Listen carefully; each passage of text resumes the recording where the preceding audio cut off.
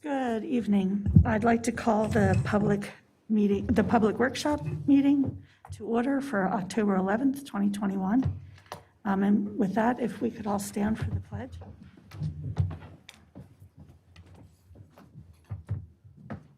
I pledge allegiance To the flag of the United States of America and to the republic for which it stands, one nation, under God, indivisible, with liberty and justice for all.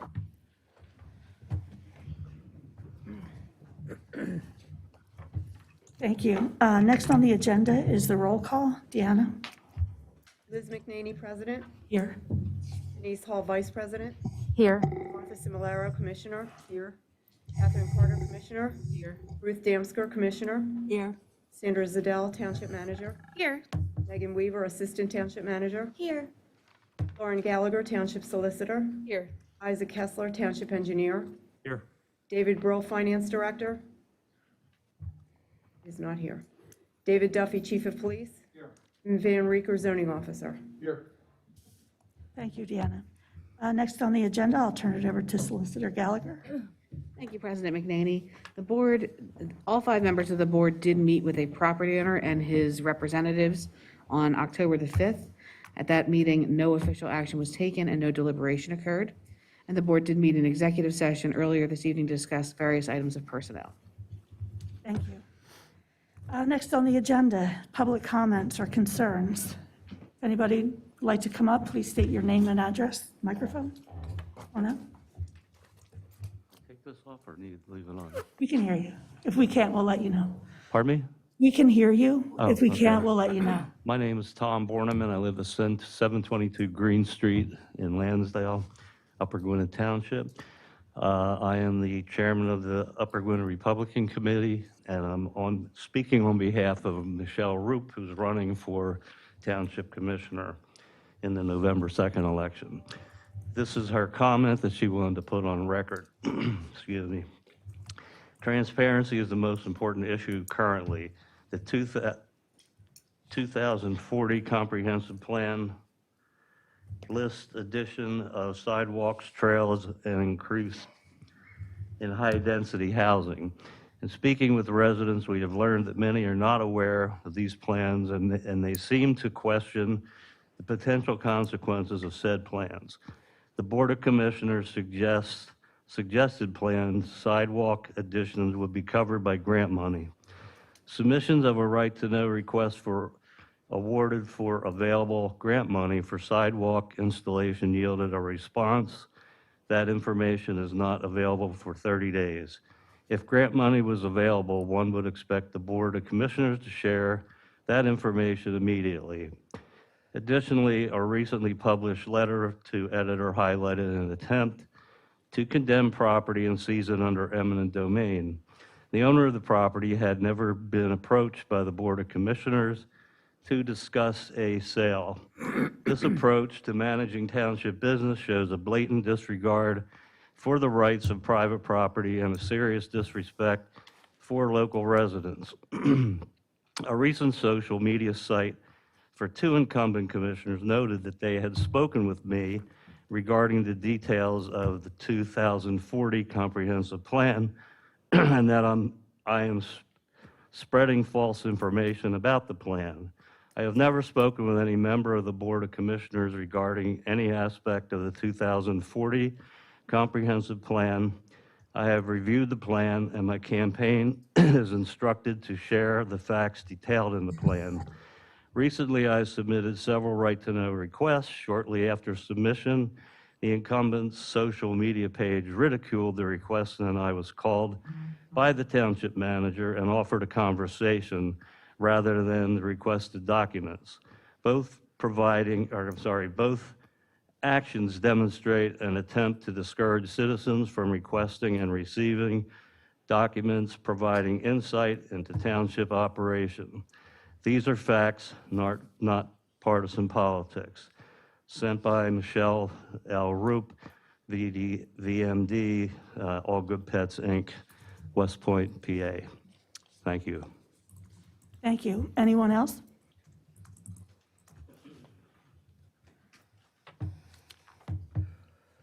Hi, good evening. Fred Hinkin, 802 Clover Drive. I just had a question, maybe this isn't the right time to ask it. I understand the canine dogs are being purchased through private donations and so forth and so forth. Is that the same money that's used for DARE and other programs, or is that separate? It's all separate? No, so the money for DARE is in that same pot of money, or? Chief I Duffy? guess, Chief, I should have asked you, but I was addressing the board. Sure.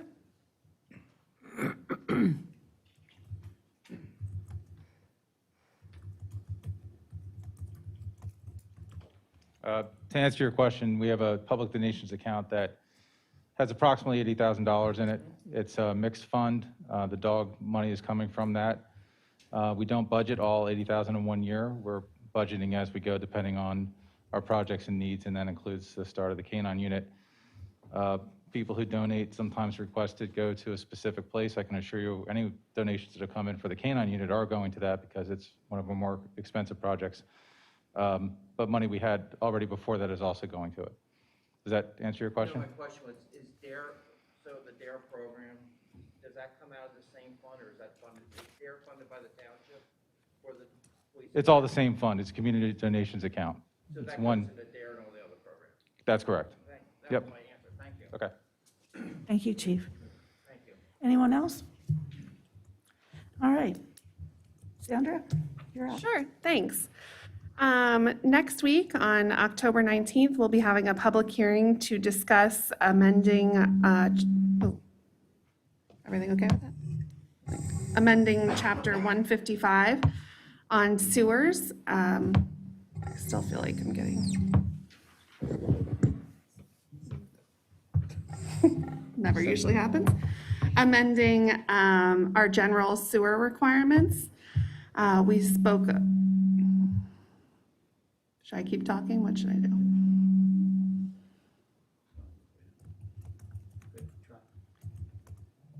Regarding amending the pretreatment regulations. That's better. Now I don't know if anyone can hear me. Mic's off now. What? You good? Okay. Amending the pretreatment regulations. Departmental reports. Van, you are up. Oh, you lost your glasses, mister. Couldn't see it, I dropped them. Thank you, Sandra. So,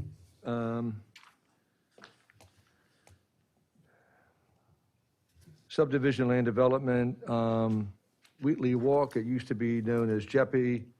That was granted preliminary or recommended preliminary approval by the Planning Commission. It either is being considered or has been considered by the board. I've sort of lost track based on the documentation. I think the solicitor's office is waiting for some documents from WB Homes. That is pending action, I believe. It's pending action by the board. Lot line adjustment, Karamis.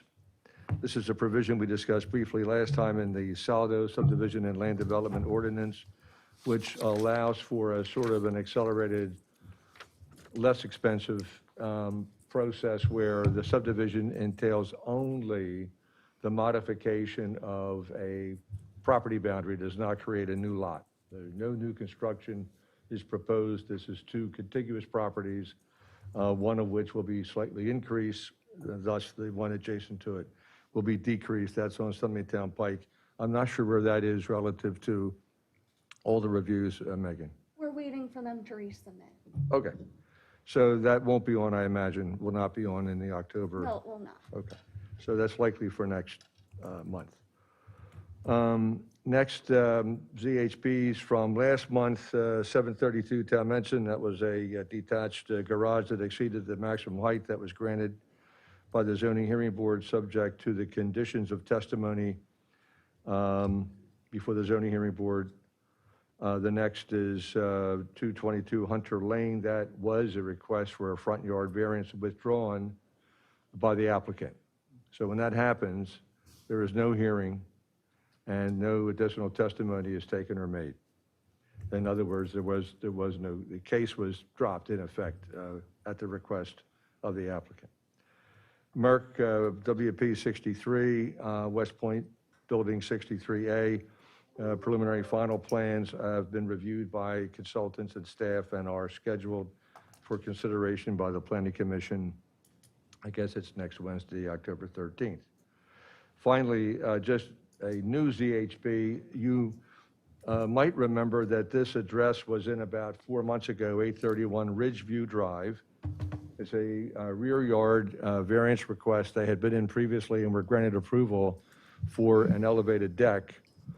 And it's been built or being built. That applicant has asked for additional improvements to be associated with the deck, such as a roof and a patio that would be under it. I'm not authorized to grant anything that wasn't officially submitted and approved by the zoning hearing board.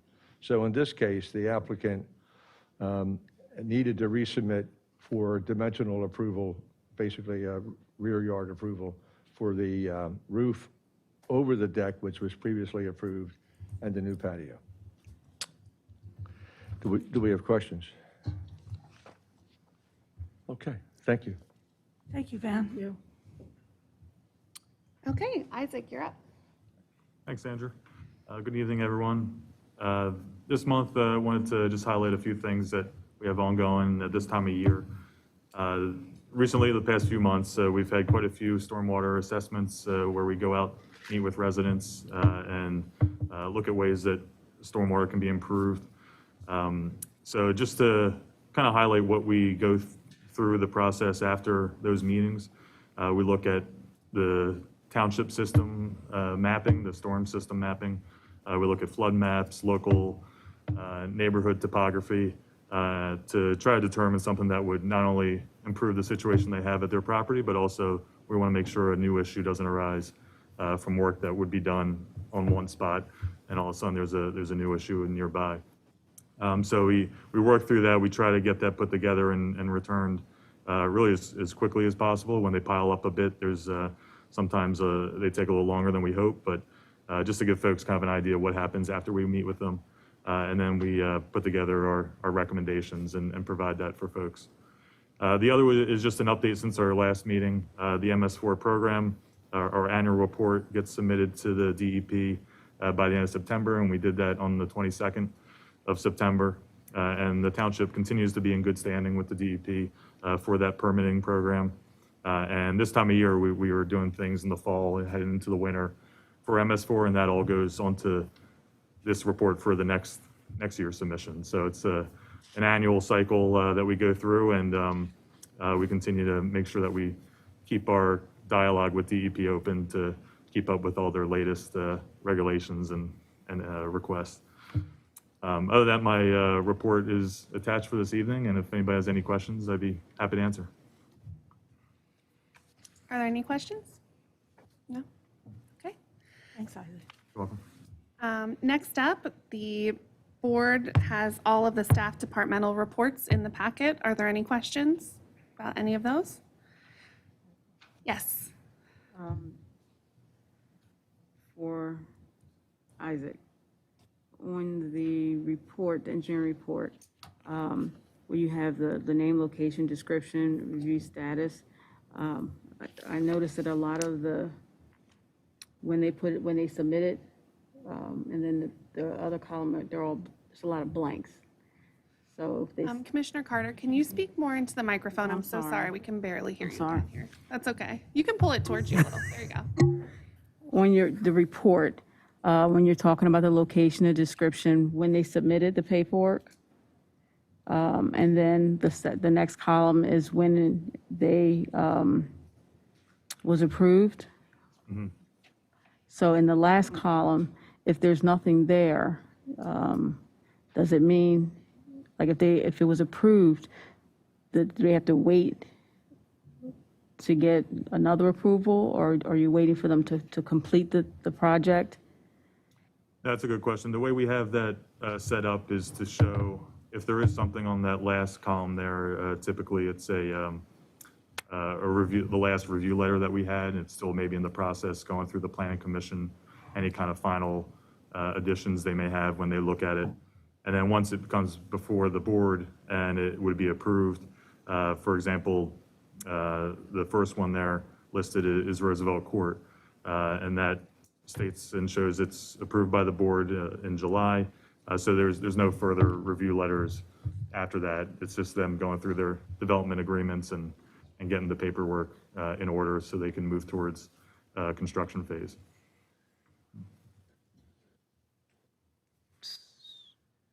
So it's Does just that at a answer your question? standstill?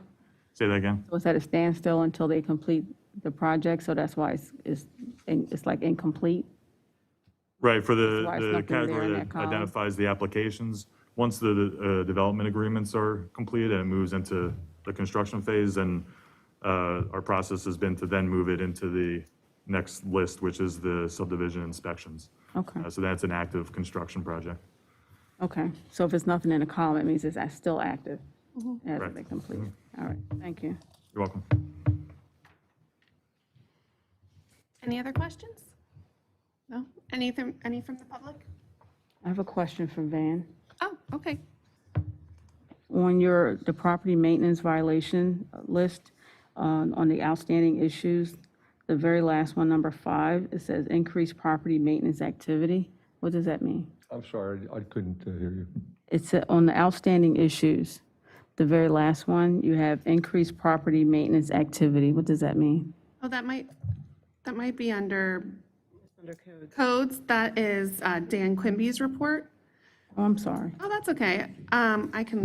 Megan, you might be able to add this. Increased property maintenance activity it's item 5 on Dan Quimby's I report. do know that Dan has seen a significant increase in, like, property maintenance, looking at them and some open active cases. I do know that we still have some of those where people need to clean up their properties. I believe that it might be referring to that. Okay.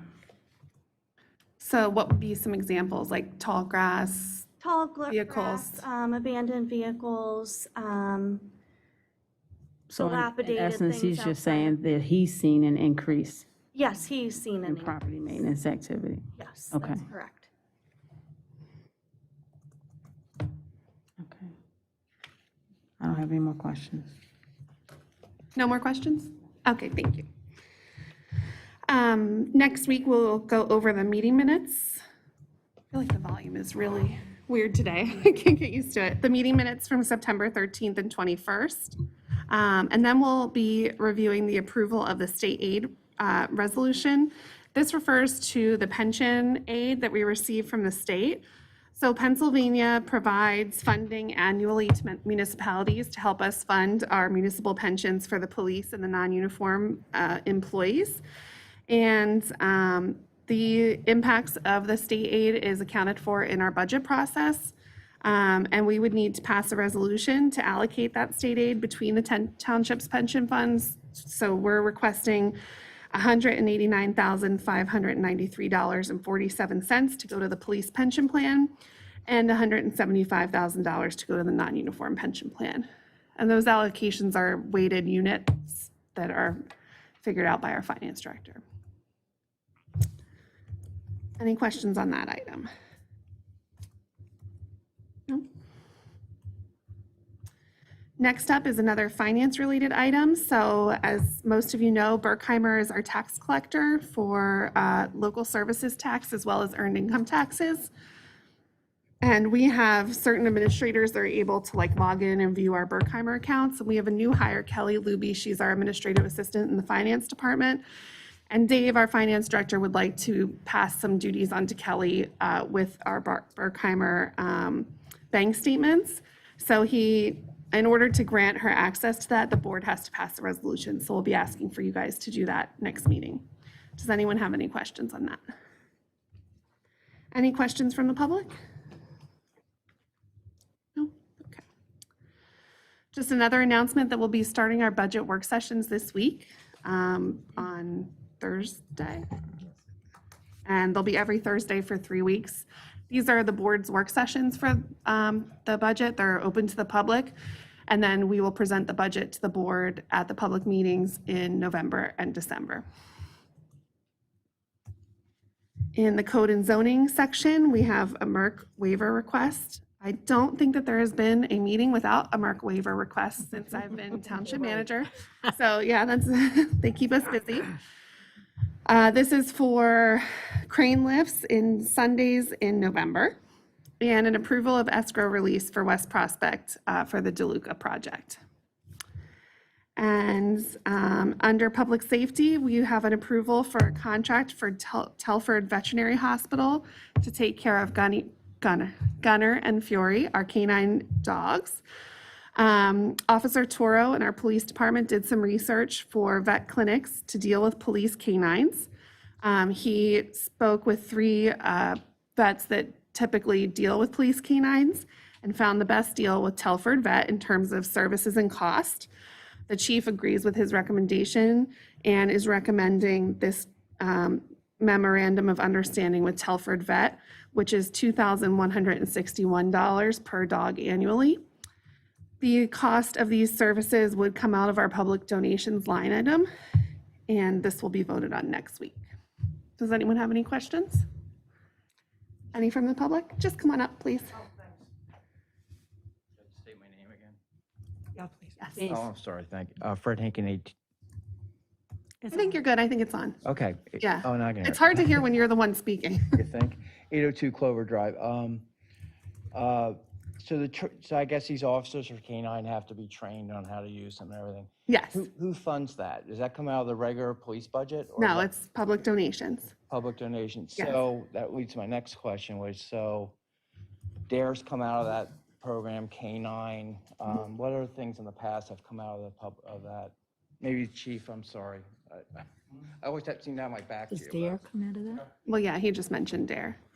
I think the motorcycle unit, right, Chief? Some things that had to do with the motorcycles? So the public donation account's used for everything regarding the K-9 unit. It's used for the DARE program. It's used for other community relations, for lack of a better definition, giveaways.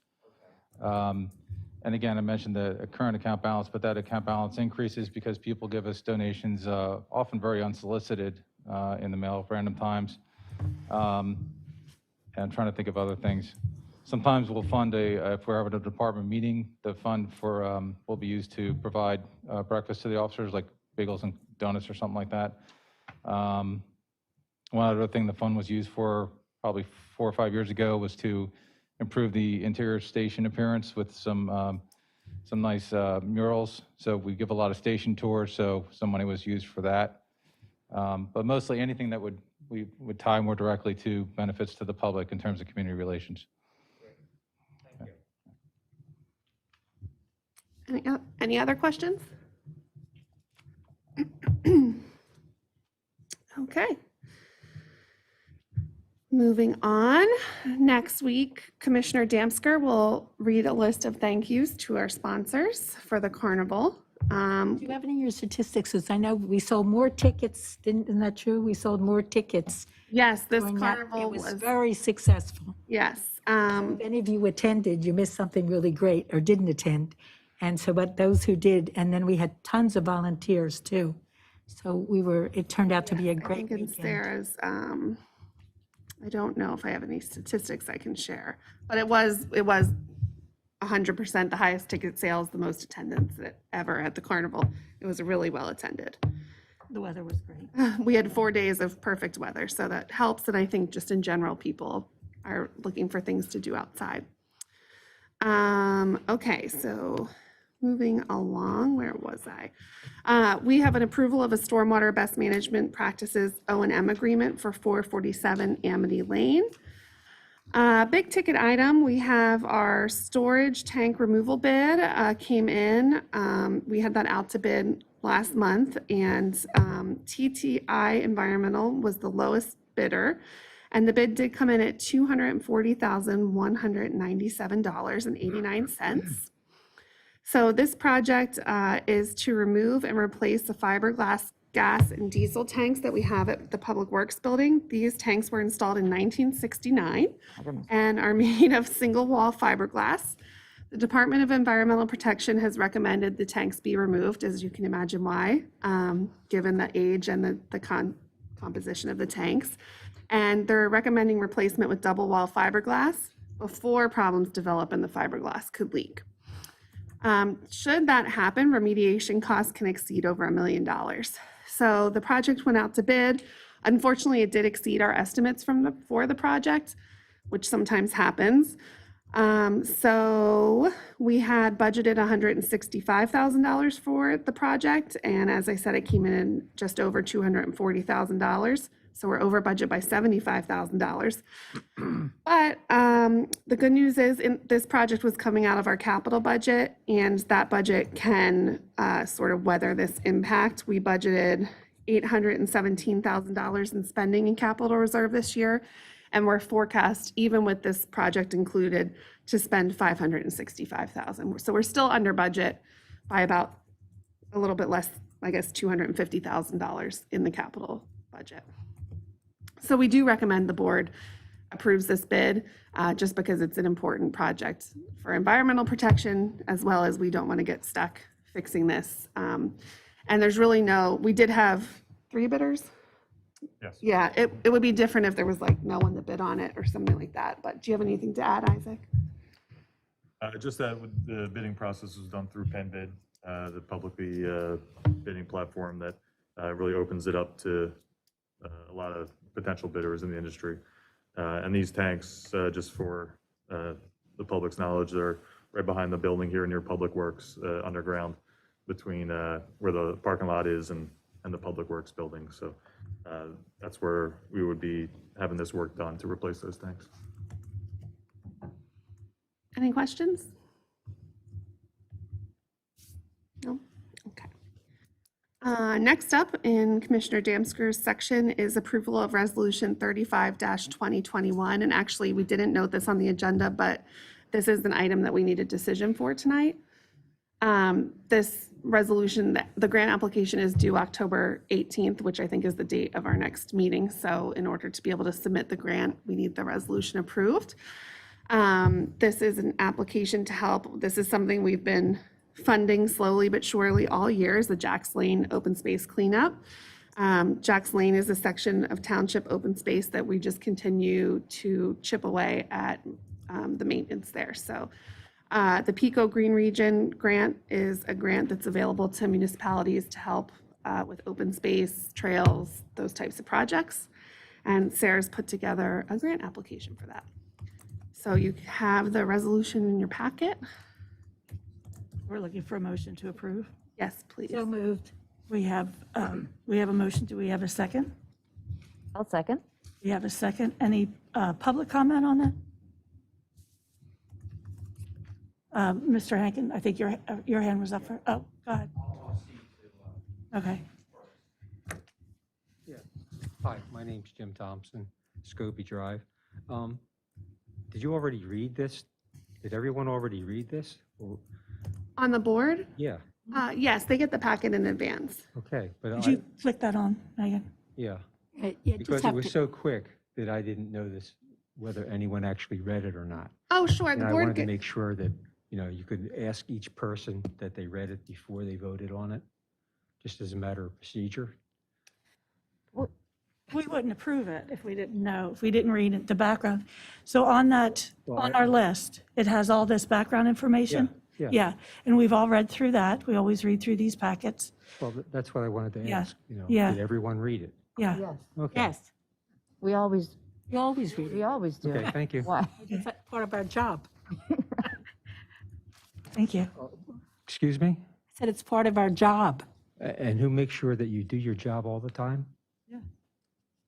Well, we receive the information and Well, yes, I'm not arguing or anything. I just wanted, as a point of procedure, I'm wondering whether or not it was read.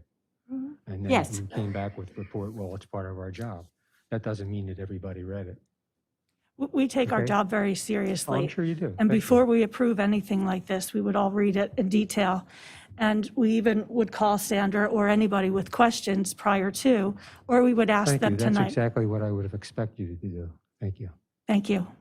Mr. Hankin? Fred Hankin, 802 Clover Drive.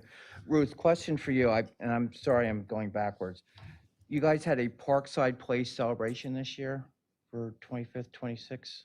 25 plus 1. 25 thank you. plus 1 because of the, Yeah, COVID, COVID. obviously, that was Right. probably the right. Right, that was also very successful. Yeah, and that's where I'm getting at. I was one of the people that was working on that project. And not that I had to be there, but it seemed like a lot of people I knew that were really, really involved with that project, never heard a thing about it.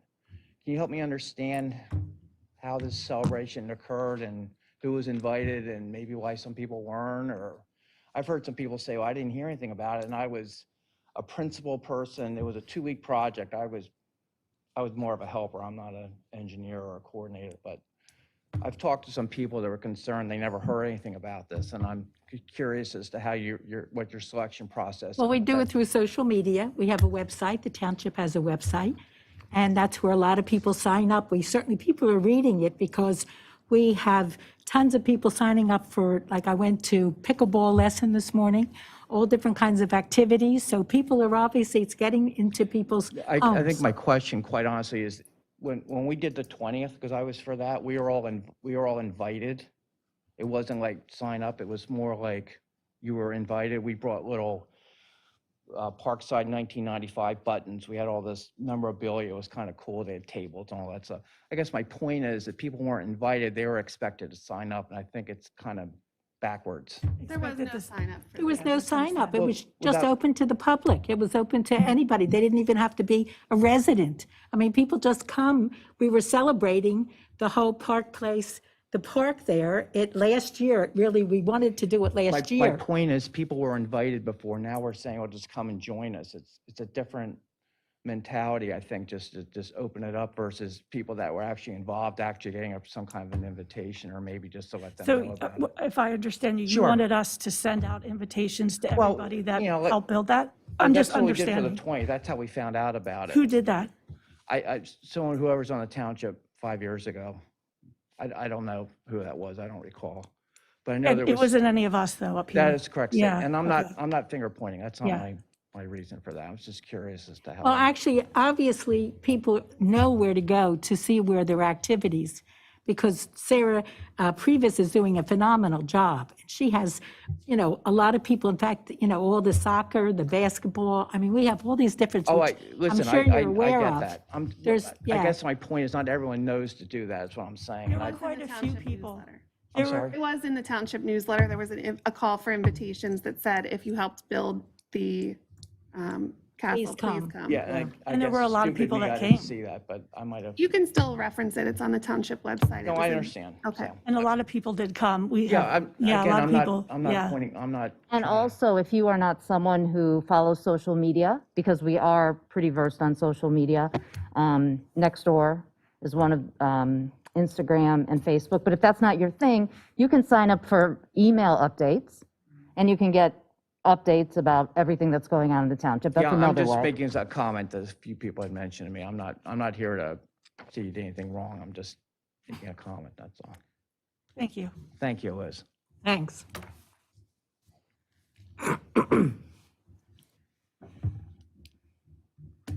Anyway, back to the Jacks Lane open space. I think Okay, you guys had a so- motion and a second, In and a second. We had public comment. Any additional board comment? Hearing none. All in favor? Aye. Aye. Opposed? The ayes so have it.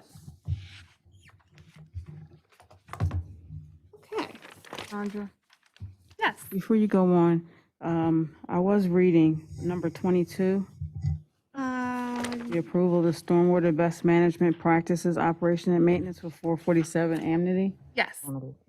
I wasn't quite sure I understood everything that was in the explanation. It's a pool, and they're asking for, So when people submit a grading permit, which they did, in this case, it's for, let's see, an in-ground pool, rear yard, and a pergola. As part of that, they're required to do an operations and maintenance agreement for their stormwater impact, and that's what this is. okay, Yeah. so this is after the fact. Right, so part of they do their grading permit, Isaac's office reviews it. Van works with them too as part of the grading permit process. And then it's a requirement as part of our ordinance that they have to do the operation and maintenance agreement, which says that they will maintain whatever they've installed. You know what, why am I talking? You That's should what be the able to MOU explain. was? I always love to talk for Isaac, when he would do a way better job explaining. Why don't you explain it?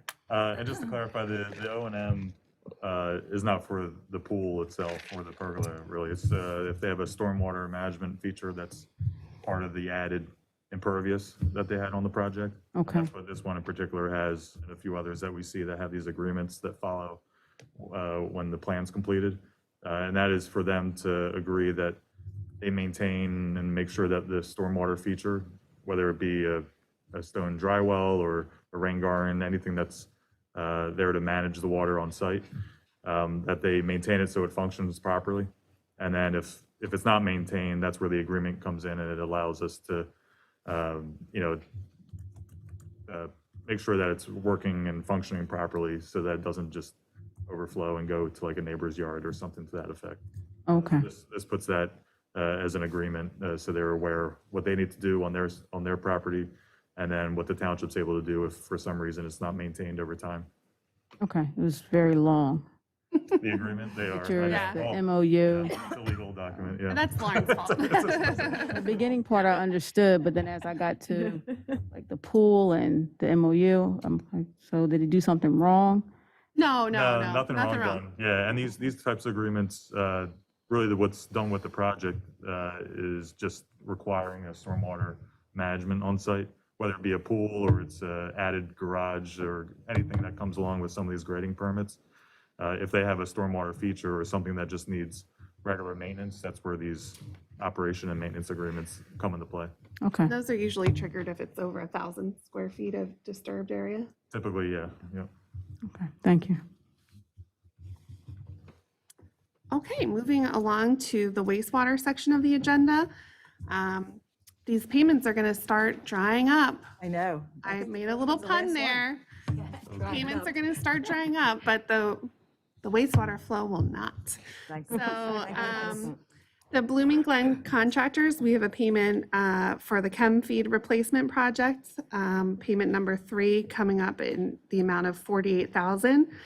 And then several more payments, payment 17 to the environmental contractors for the hydraulic expansion project, payment number 10 to BSI for the pump station's electrical contract, and payment number 22 to PACT for the force main project. So just sort of in general, an update on the WIP project. The flow is flowing from the mechanical plugs are in the ground. So the flow can no longer go to TMA. It's officially all coming to our plant, and it's very exciting. So we're thrilled. Rebecca's working very hard to manage all that flow. There's a lot of, kinks to work out as we get so much more flow in our system, but so far so good.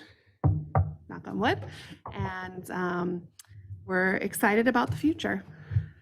And there will be the open and paid invoices for you all to vote on next week as well. All right. Thank you. Thank you for that. Before we call for adjournment of the meeting, did anybody have any additional comments?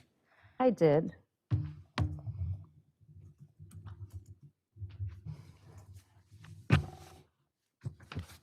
At our last I can't get the microphone, sorry. At our last meeting, we had a lengthy discussion regarding the Martin track, and we agreed to meet with the property owner again, as the staff had previously met with the property owner's representative several times, but we decided to meet with the actual property owner per his request for another discussion regarding the property.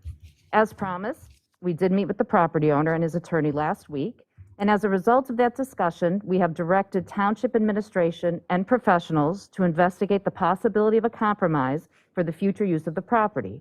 We will have more information available over the next several weeks as that investigation is underway. Thank you. Anybody else? I just have a few things that I want to add. I reached out to Montgomery County Planning Commission about our comp plan, and I asked them specifically to point out and help us make residents understand that we will not be requiring residents to install sidewalks on their properties. That is not at all what the comprehensive plan is about.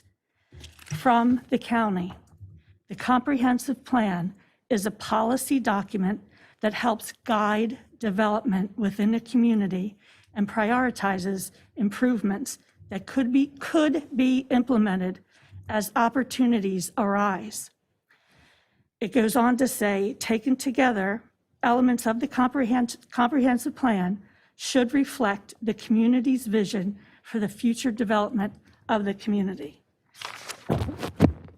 They also go on to say in a private letter to me, the comprehensive plan recommends updates to the township's development codes to require sidewalk installation and pedestrian infrastructure improvements as part of new developments. And I can give you an example of that, and that would be Gwinnett Ridge off of Allentown Road. They have sidewalks there. New development, with an emphasis on those sidewalk gaps prioritized in map 16. In addition, the comprehensive plan recommends pursuing grant funding opportunities for the installation of pedestrian improvements, such as the township's current project to install pedestrian crossing improvements to improve access to the Green Ribbon Trail and neighborhood schools as part of the 2040 implementation grant. In a response back to Mr. Bordeman, I spoke to a candidate, and in my response on social media, I did not mention anybody's name that I spoke to. It was me who wrote that.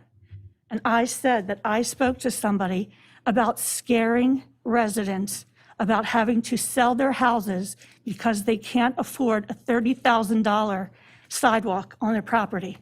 I had a woman who didn't sleep for 2 nights, and she was crying when I got to her house because somebody knocked on her door and told her that we would be requiring that. That is not true. And I went to a candidate's house and I asked him, please think about these residents. And Mr. Henkin is shaking his head because it was him in his backyard. And I asked him, got to be careful what you're saying because a lot of people are taking this to heart and it's not true. There will not be sidewalks on Croft, Lower Valley, it's my turn. Croft, Lower Valley, Park, Upper Valley. That's not part of the plan. It's not. We're talking areas on North Wales Road between the Borough and Clovercrest. There's a section there that people from our comp plan said they like to walk into the Borough. Could we get sidewalks there? We're not going to say, yes, Willard, go out and build sidewalks and charge the residents. That's ridiculous. What we would do is talk to the residents, say, hey, what do you think? Can we do this? Let's try to get grant money. Another example, up on Sumneytown Pike by Weiss's Market. Kids walk home from the high school. There's a whole section there. That's a little bit more difficult because it's a bridge. So we just can't put a sidewalk there and bill residents, nor are we going to ask residents to install streetlights. That's ridiculous. We have gotten emails from residents saying streetlights and that we were going to bill them for those streetlights. This is the kind of feedback that we're doing and the damage control that we are doing. As far as right to knows, a lot of requests that people are asking for, it's right there on our website. I'm not trying to deter people from doing those. You have every right to do them. It's also right there on the website, my turn, also right there on the website for people to get. I was simply offering a quicker suggestion on how to get information. You deserve that information. You are a resident. You have every right to do that. I was simply trying to say, hey, if you want it sooner than 30 days, it's on the website. That's all I was saying. So with that, meeting adjourned. Oh, no, wait, no. You just campaigned here for about 10 minutes. I'm done. No, we're done. First of all, I never, ever, none of us ever said anything about streetlights. That's absurd.